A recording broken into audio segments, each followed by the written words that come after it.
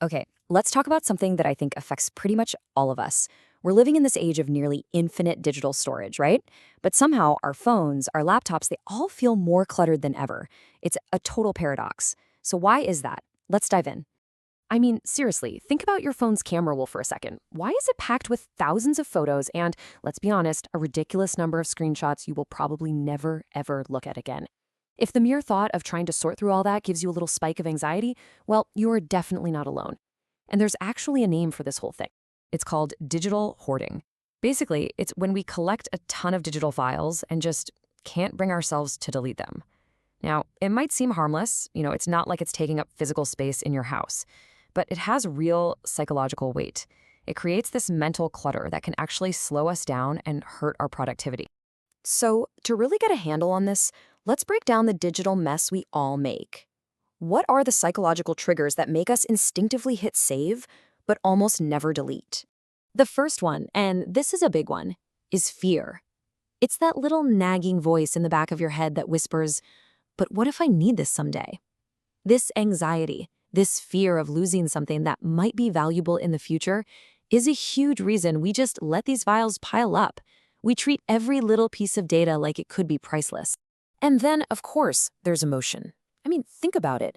Those old photos, the text conversations with friends, those emails from people we care about, they aren't just files, are they? They're loaded with sentimental value. They're like little digital souvenirs of our most precious memories. And all of that builds up to an even bigger idea, our identity.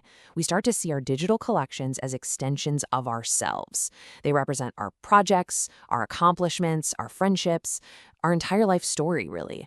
And so deleting them can feel like you're literally erasing a part of who you are. Of course, there are other, more practical things at play too. You've got decision paralysis, when the sheer number of files is just so overwhelming you don't even know where to start. For some people, it's perfectionism.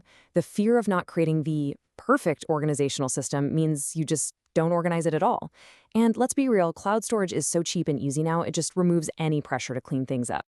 So we've covered the usual suspects for our digital clutter. But what if it's deeper than that?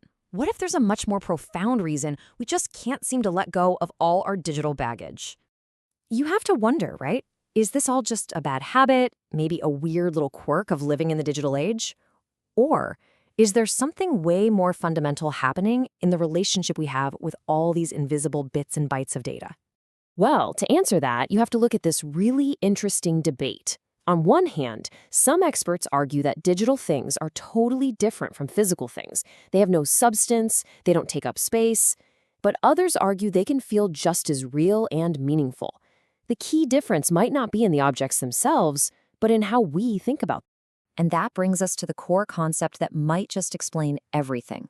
The idea that what we're holding onto is more than just files. Researchers have a name for this: digital object attachment.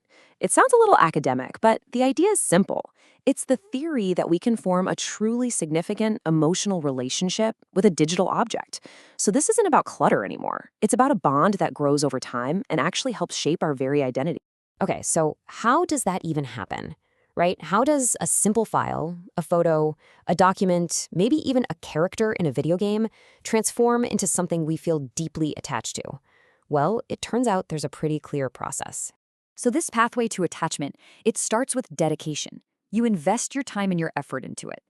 That investment leads to what's called psychological ownership, where that file starts to feel truly and completely yours. From there, it can actually become part of your identity. And finally, that whole process results in a powerful emotional bond.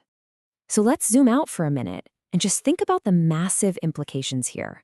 If we're forming these deep emotional attachments to our data, what does that say about where we, as people, end and where our data begins? There's this quote from the research that just hits the nail on the head. It says, "Our digital objects can blur the line between our offline and online lives and trigger something called identity transference." That basically means our digital self isn't just a reflection of who we are. In a lot of ways, it is who we are. The memories, the feelings, the sense of self that are tied up in those digital objects become inseparable from our real-world identity. And that brings us full circle, right back to that first question. All those thousands of files you just can't bring yourself to get rid of. Maybe it's not really about losing information at all. If that data has truly become a part of your identity, then what does it really mean to hit delete? Is it just cleaning up your hard drive? Or is it something much, much more profound? It's definitely something to think about.